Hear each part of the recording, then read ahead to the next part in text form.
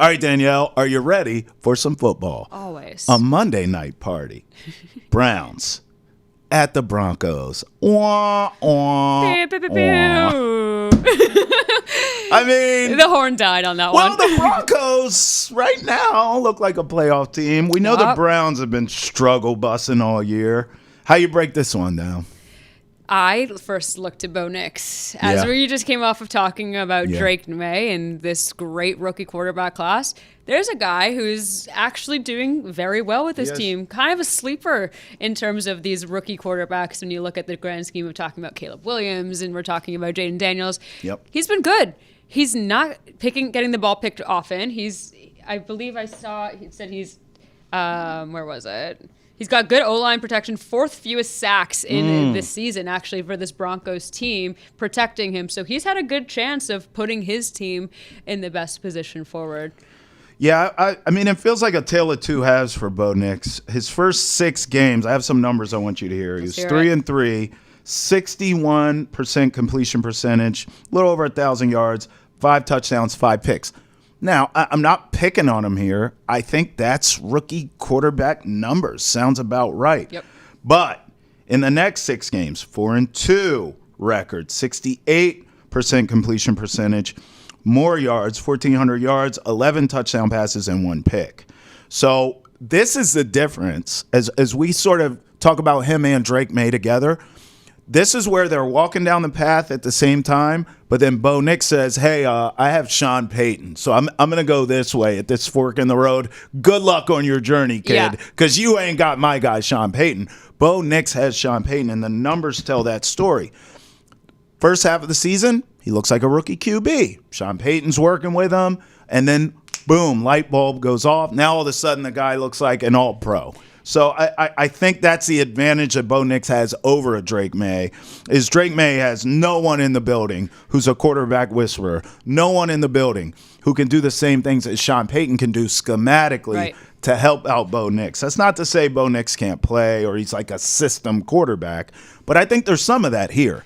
I do think what Sean Payton brings as far as quarterback and offensive genius helps Bo Nix development, obviously. But I think the development is the key. He's been playing since week 1, where we saw Drake May sit on the sideline, take a seat back, and that was the whole argument, I think, for a lot of people, where we wanted to see Drake May out there as people wanting to watch this Patriots team, because if he's going to be the guy, he has to learn by getting these reps out there. And as he was sitting on the sideline watching Jacoby Brissett, he's not able to start in week 1. Bo Nix starts in week 1. You work out those mistakes, and then you grow week after week, which only comes as you're getting more game reps, more experience. So there's no wonder that his team is in a better position at this point in the season under him, because he's kind of worked through the kinks early on in his season. He's gotten that chemistry down through a number of weeks of their season at this point, whereas Drake May got basically a 5-week penalty in terms of getting going with that offense that he has. So that's just a little comparison between the two of them. But I do think that, we've got on the other side of the ball, a very fun and very funny Jameis Winston as well. Did you hear him in that snow game the other day? He was really like a kid playing in the snow. It was unbelievable. I mean, this game's so bad, though, Danielle, that the storyline's like Jerry Jeudy returns to Denver. Yeah. Who cares about Jerry Jeudy? Now, look, I know he's playing all right, but, like, please, who cares about him coming back to damn Denver?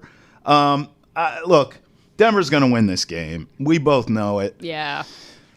I do think because of that Browns defense, because of your boy Jameis and that personality, they do play well. They play hard for him. They love Jameis Winston as that quarterback. And I'll say this too.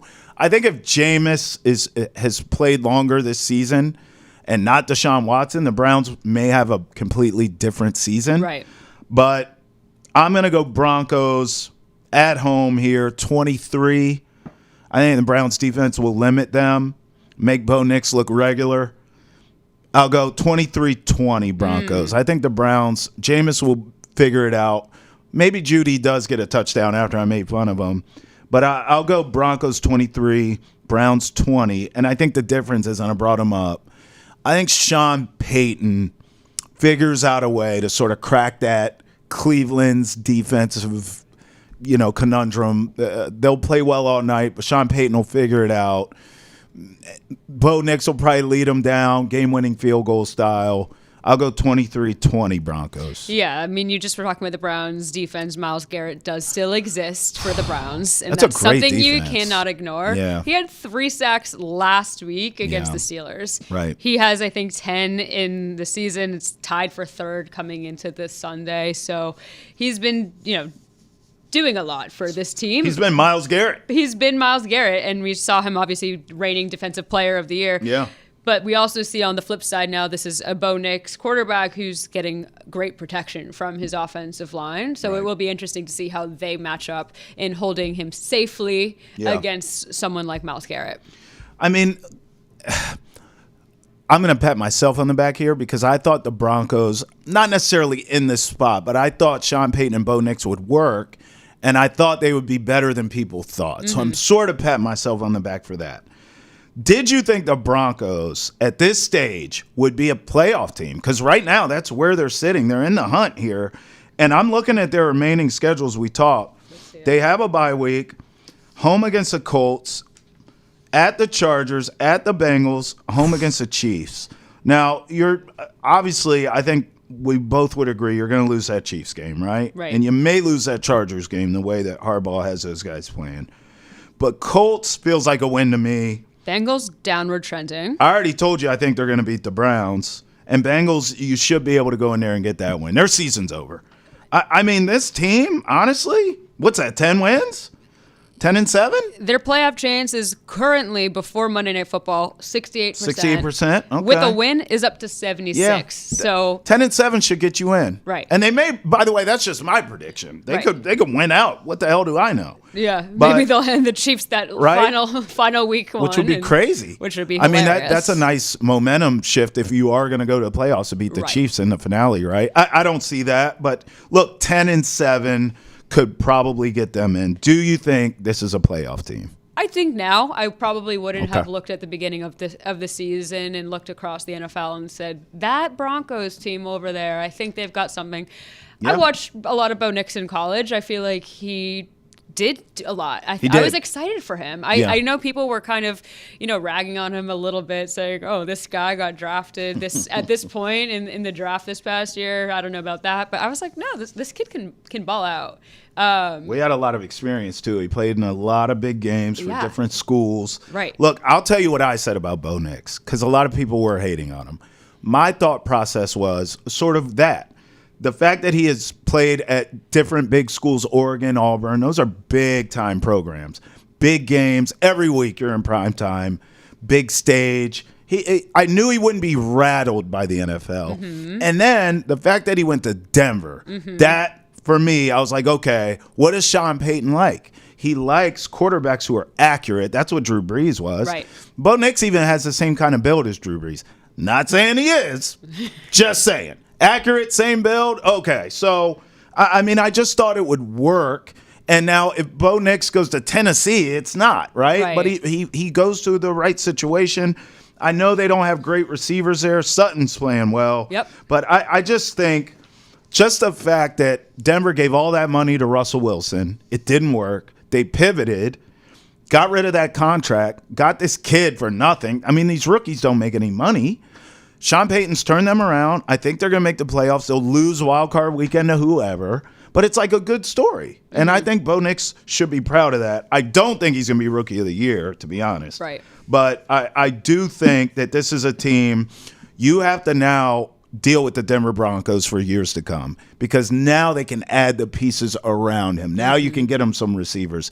Now you can get him a more consistent run game, etc. Sean Payton knows how to build an offense. So I think the Broncos will make the playoffs this season, but I guess I'm more excited for their future, Danielle. Yeah, I can see that. And I think when you called him a kid, and I kind of chuckled in my head a little bit because he's old. He actually came in with a little bit of age for a rookie quarterback.